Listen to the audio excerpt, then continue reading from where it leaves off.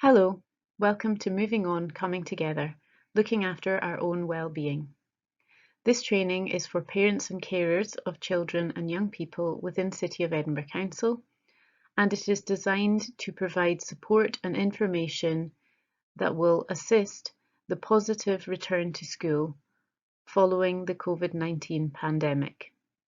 The training has been collaboratively developed and delivered by the Health and Wellbeing team and Psychological Services, and is delivered today by Jen Middleton and Patty Santelises of the Health and Wellbeing team. As the training progresses, you will be asked to reflect on your family's story of the COVID-19 experience and its impact on your health and well-being. You will be encouraged to identify the personal strategies and approaches that have helped you to cope with change and challenges during lockdown, and consider how to look after your well-being to help you and your family meet the ongoing uncertainty resulting from COVID-19. This training forms the first part of two pieces of training looking at the health and well-being of parents and carers as we begin to prepare children and young people to return to school or nursery after the COVID-19 pandemic. This first part will cover parent well-being and part two covers supporting children and young people. Both parts have equal value and we would strongly encourage you to engage with both where time permits. It's also important to note that Moving On, Coming Together was originally developed for staff in early years primary and secondary settings, and many staff have already engaged in the training, receiving the same messages that you will be hearing as you progress throughout both sessions. So we start with this quote: "The only constant in life is change." While we may not wish to acknowledge it, uncertainty is a natural and unavoidable part of life. Very little about our lives is constant or totally certain. And while we have control over many things, we can't control everything that happens. The coronavirus outbreak has shown life can change very quickly and very unpredictably. You may have suddenly become sick or found yourself struggling financially or to keep your family safe. You may be anxious about when the pandemic will end or if life will ever return to normal. It's perfectly normal for change at any level to challenge us mentally and emotionally, and we're going to explore the potential impacts of this in more detail later in the session. We also want to acknowledge that all change brings an element of loss, and we can all experience that as having a positive or a negative impact on our lives. Additionally, when faced with large changes in our lives, it's often hard to hold on to the things which have stayed the same and help us to feel safe and secure. So we want you to hold these things in mind as we work our way through the session, and the activities that we do are going to explore and reflect on our experiences of these changes and what has ultimately helped us to either get well or to stay well. You may be familiar with the concept of the river of life, which forms a large part of the primary building resilience materials used throughout schools in Edinburgh. It's also a key concept in our other growing confidence staff, pupil, and parent and carer materials. This concept was first coined by the sociologist Aaron Antonovsky, and travelling on a river of life with all its ups and downs is an excellent analogy for these times. Undoubtedly, COVID-19 has been one of the biggest storms to have hit us all in the river of life. However, while we have all been through the same storm, we all have different boats and different experiences of the river. For some of us, our colleagues, friends and family, this lockdown experience has been, despite the challenges, a positive, relaxing or even calm journey, whereas for others, they may have found themselves in turbulent waters with obstacles and dangers, and the journey has been about emotional or even physical survival, just fighting to keep your head above water. And many more will have found themselves veering between the two. And it is this point that we want to really emphasise that everyone will have their own experiences and interpretations of these events. So very important that we don't make assumptions about others' experiences based on their family situation, professional role, or any other aspect of their lives. How people deal with and manage their experiences is individual to them, and some may manage well despite significant adversity. Others may seemingly struggle, though to the outside world it may appear that they have little to worry about. We can never really know what another person is going through. To explore the feelings and the concept of the river of life in a little bit more detail, and to recognise that everyone's experiences are different, what we'd like you to do now is to take some time to reflect on something that you positively associate with your family's experience of lockdown. Perhaps it was the opportunity to spend more time to reconnect with family through daily exercise, more family meals together that were perhaps rare when you were balancing the busyness of commuting to work, spending time playing with younger children, or talking more to your teenagers. Take a moment now to consider one thing, maybe write it down, a positive that you associate with your family's experience of lockdown. And now I would ask you to take a moment to consider one thing that you negatively associate with your family's experience of lockdown. And as we move through the rest of the session, we're going to look at the different things that have helped you to get through those negative times and what continues to help you to get through difficult times. As parents and carers, there can often be an unseen pressure to be presenting as if everything is always okay. And one of the strong driving messages of this training is indeed that it's okay not to be okay. Especially when we consider the journey that you've made since March through this pandemic. We will all have experienced a range of emotions in response to the positives and negatives that you have reflected on in the previous exercises. There's no right or wrong way to think, feel, and respond. And for the most part, even negative responses are perfectly normal, common human reactions to stressful events. And we're going to look at a piece of research on the next slide that is going to demonstrate some of those normal human reactions.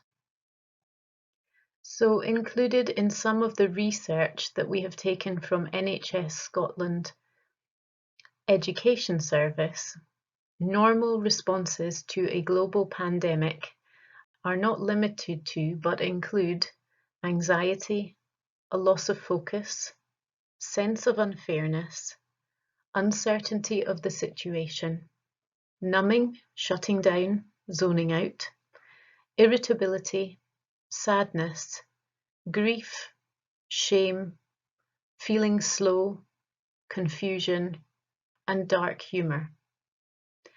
And some examples of dark humour I'm sure you will have noted if you are on social media, the memes, the GIFs that were going around, and an interesting piece of information that we discovered at the height of the pandemic was the laughing face emoji was one of the most commonly used emojis in text messaging and email. So an interesting one to reflect on when we consider that dark humour appears to have played a strong role in helping us to cope with what we were facing. So looking back from March until now, first of all, think about how you felt when lockdown was announced in March and the range of potential emotions that you were experiencing. And then consider where you are now. Can you identify any of the things that have helped you to cope during this time? And perhaps, if you like, write some of them down. It's possible that many of the things that you were identifying in the previous exercise might fit in to these 10 areas that I'm going to describe now.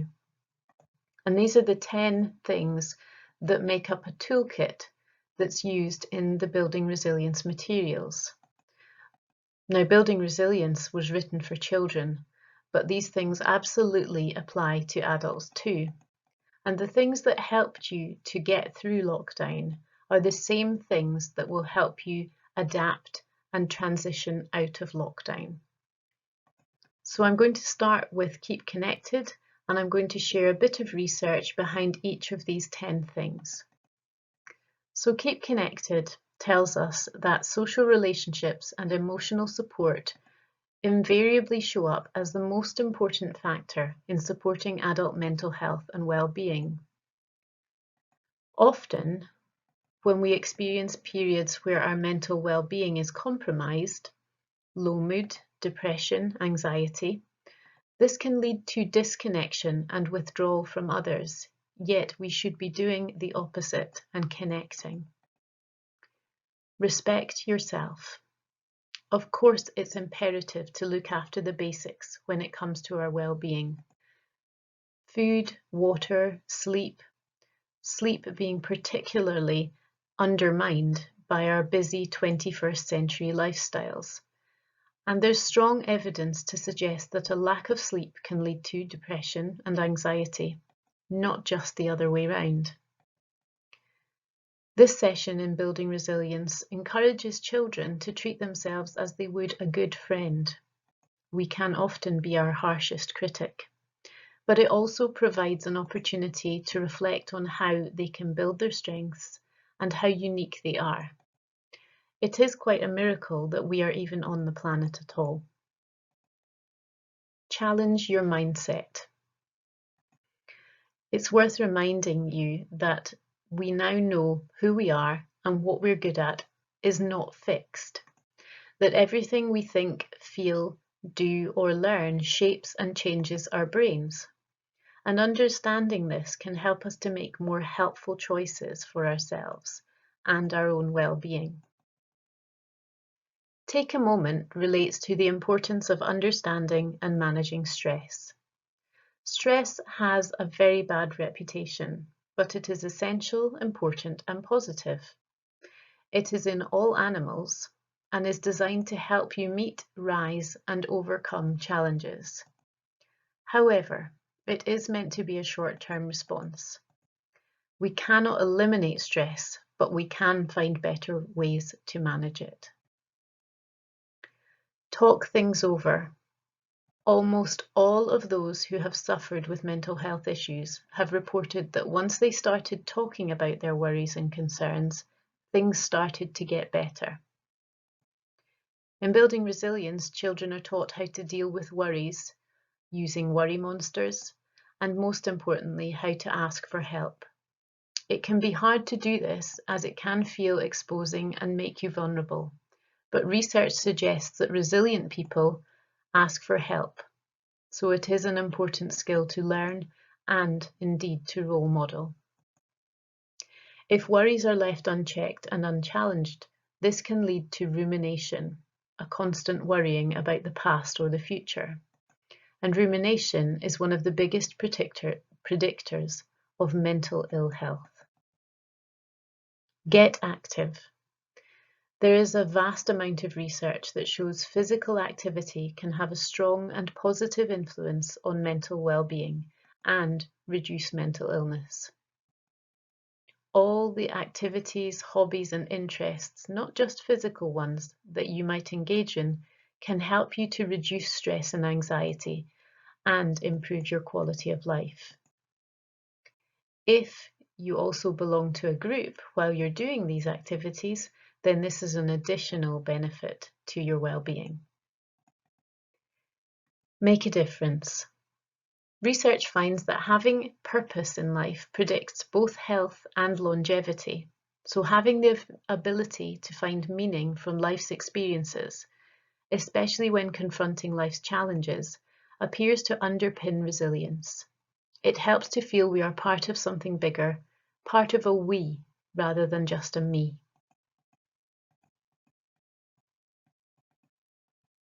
Look on the bright side. Research has found that it is not necessarily the events or situations we experience throughout life that negatively impact on our mental well-being, but crucially, how we interpret, perceive, or think about these events. For example, how one person reacts to starting a new job, having an accident, or getting a divorce may vary greatly from the next person, as it depends on whether they perceive the life event as a positive or as a stressful one. This is not about Pollyanna thinking, but encouraging children and ourselves to understand how their thinking impacts on their feelings and behaviour, and to look at things from different perspectives. We need to be mindful and challenge pervasive, negative, or catastrophic thinking. Always, never, everything, words that are used to describe situations or events which are not conducive to positive mental health. One way to challenge this is by consciously focusing on the things that you perceive are going well in your life. For example, what you are thankful for.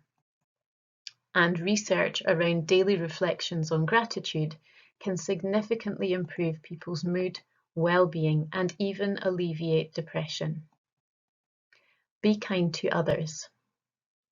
Research finds that kindness benefits the giver as well as the receiver.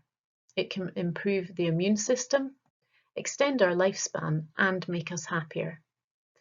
It's also important to note that when we are stressed, tired, or in a hurry, this impedes our ability to be empathic towards others. You can't pour from an empty cup. This is another reason why it is important to be kind to ourselves and look after our well-being. Self-compassion is associated with enhanced motivation, better ability to cope with difficulties, greater well-being, and reduced anxiety and depression. And finally, have a goal. Feeling good about the future is important for our well-being. We need goals to motivate us, and these need to be meaningful and aligned to our values. Challenging enough to excite us, but also achievable. Research shows that setting and working towards goals can contribute to our well-being by being a source of interest, engagement, or pleasure, and give us a sense of meaning and purpose. What we would like you to do is hold on to some of these 10 things and recognize that much of what you've been doing to get through difficult times will fit into some of this research as you move into the next section of the training with Patty. Hi, my name is Patty and I'll be taking you through the next part of the training session. Jen has talked us through all the research around what helps and supports our mental health. And many of those things will be things that you had been doing during lockdown to help you cope with that change. Now what we would like you to do is have a think about how you feel when you look forward. How do you feel when you think about the future? The return of children to school, or return to your work settings, or maybe how do you feel about meeting up with others, or future holidays or plans or events? If you want, you can pause the recording and make some notes about what kind of emotions are coming up. It's understandable that this may provoke many mixed emotions. There is still so much uncertainty in our futures, and so much we still do not have control over.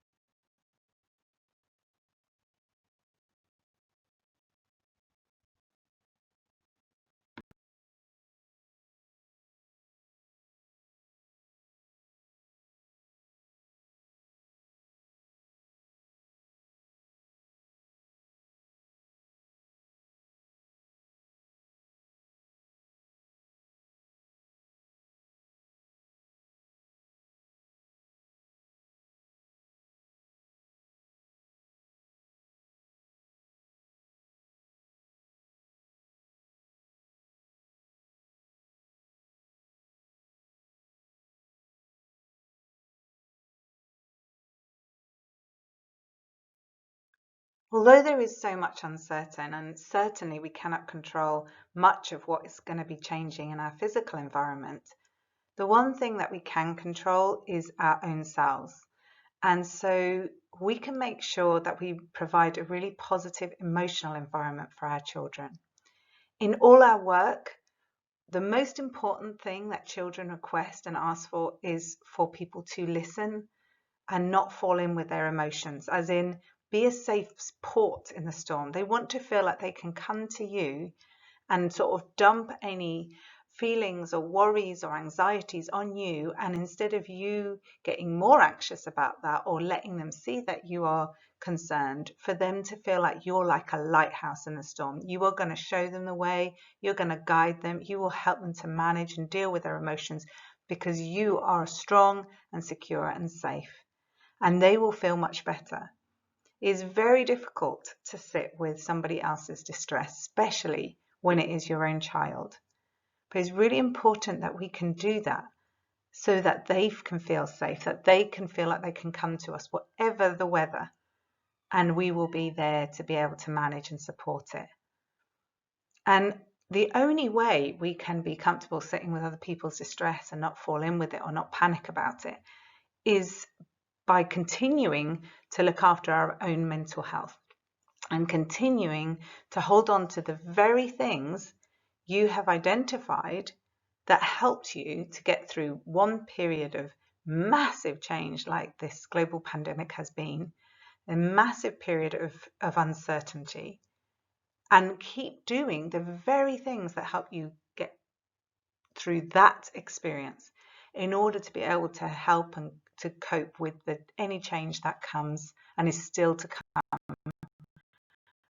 around the corner.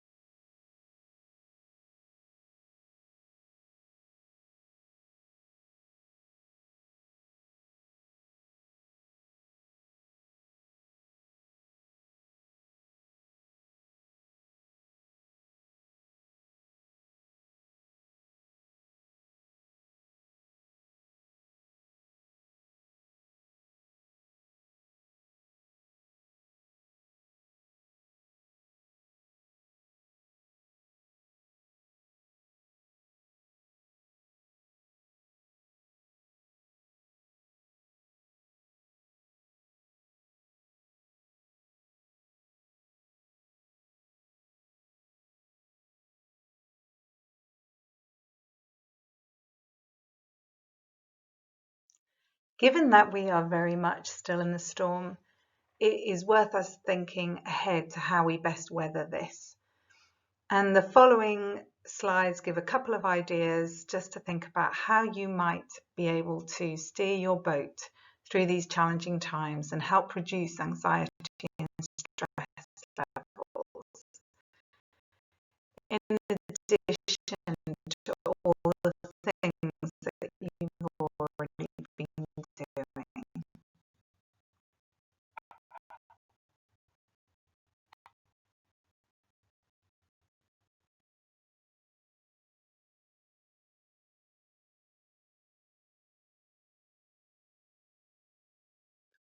So one of the key ideas that comes through in all the research to help us to cope with stress and anxiety is to focus on the present.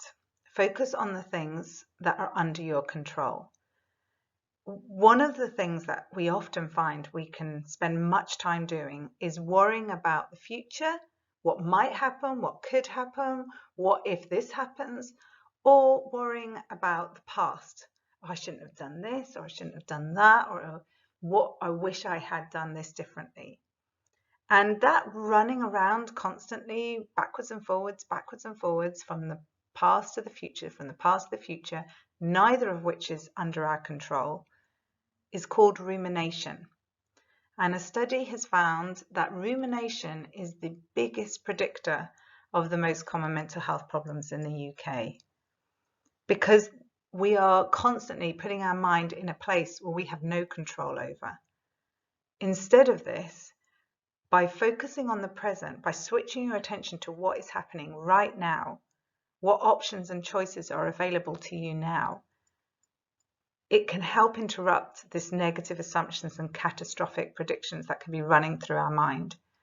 Because the truth is, life is uncertain. There are many things that we can't control, but you are not totally powerless. And trying to refocus your mind on things and aspects that are within your control. Example, what can you do to keep you and your family safe? What are you doing to look after your own well-being? How might you react to this situation differently? These are the things that help. They empower us to understand that we always have some options and choices in the present moment, whereas there's nothing we can do about the past or about the future. And being in those places heightens our stress levels because we feel powerless when we think about the things that we can't change. So focusing just even on this present moment, and many activities that you might have mentioned or might have been doing over lockdown can help with this. Reading, very good at keeping you in the present. Yoga, mindfulness, keeping you in the present. Doing maths and problem solving, very kind of present moment activities. Walking the dog, being outside, all these things that you might have mentioned are very much things that keep you in the present moment and stop you from running around in your mind to the past that you can't change and the future that you can't predict.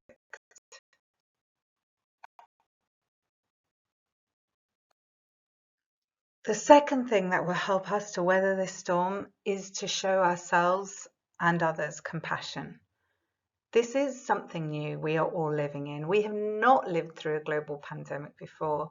As we saw from the start of this presentation, we might have experienced all manner of feelings. Of course, mistakes will have been made. Of course, we'll have moments where we don't handle situations well. And it's understanding that we're only human.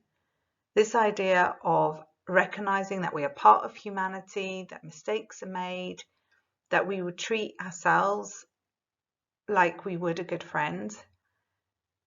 This is really important. There may be a delayed reaction to some of the things that we have lived. You may find that in yourself, you may find that in others around you, and wonder why they're not being their usual selves. So I think we need to continue to do what we've been doing through lockdown and showing support and compassion, not just to others, but also ourselves. There is plenty of research about the power of self-compassion and how it can have such a positive impact on depression and stress and anxiety, as well as helping us to maintain positive relationships.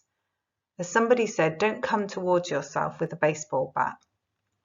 Come towards yourself with love and care, because we are all doing what we can and holding on to this in a very difficult situation, holding on to the fact that nobody has lived through this before and they're all doing the best that they can is really important. The third thing that will help is to really prioritize looking after yourself and your own well-being. I really hope that we have managed to convey in this training session how important it is to make sure that you are not trying to pour from an empty vessel. It makes it very difficult for us to be caring and loving and compassionate when we are running on empty ourselves. In fact, the higher stress we feel, the less empathy it is easy to show, according to the research. So this is not a luxury to look after yourself. It is not something to do when you just have time. It is essential for you to keep doing all the things that you have found helpful during lockdown, during whatever period of change comes ahead.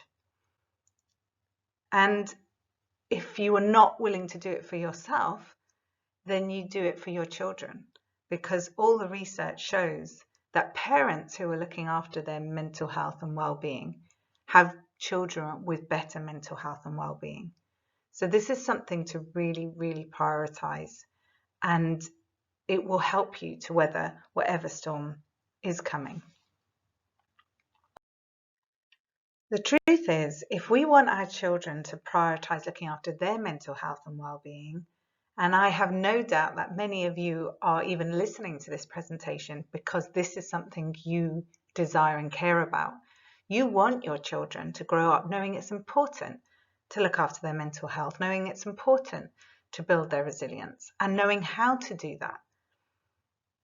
But children learn through imitation, interactions, communication, and observation. They need to see you role modeling what this looks like in order for them to understand that it's genuinely a priority. When you teach children good habits, physical health habits like brushing their teeth, washing their hands after they've been to the toilet, you repeat these over and over and over again, and you role model them so the children know how this looks like. They know what to do. They know they need to drink water. They know they need to eat well. These things are really important, and yet often we expect them to have good mental health and well-being when we're running around saying we're so stressed, we're so stressed, we're so stressed. So the important thing is to recognize that all the things that we've been talking about aren't something just to leave for them to do and you to encourage them to do. It's things that you need to be doing. It is great for the child to hear, I'm going to go for a walk. I'm going to go and meet a friend. I need to do something that's going to help me relax and feel calm. Because then they can understand that it is important to prioritize these things. And this is what we want for the next generation, so that they can weather any storm that comes their way. So that brings us to the end of this training session. We hope you found it helpful. We hope you found it useful. This is not our team's way of delivering training. We've had to overcome various hurdles and storms ourselves, because normally we're face-to-face supporting and delivering training for staff and parents and children and young people. But we felt that it was important to get some of these messages out in this format, and although it may not be the ideal format, we hope you've enjoyed the journey. We hope it's been helpful and provided some possibilities for reflection. And we would really encourage you to also check out the other training session on supporting your children and young people. In the next few slides, you will find some additional support for parents and carers across Edinburgh that you might find really helpful if you would like some additional support and help. But from the team, we would like to say thank you very much for sharing the journey. And remember that everything you are doing is making a difference. Thank you.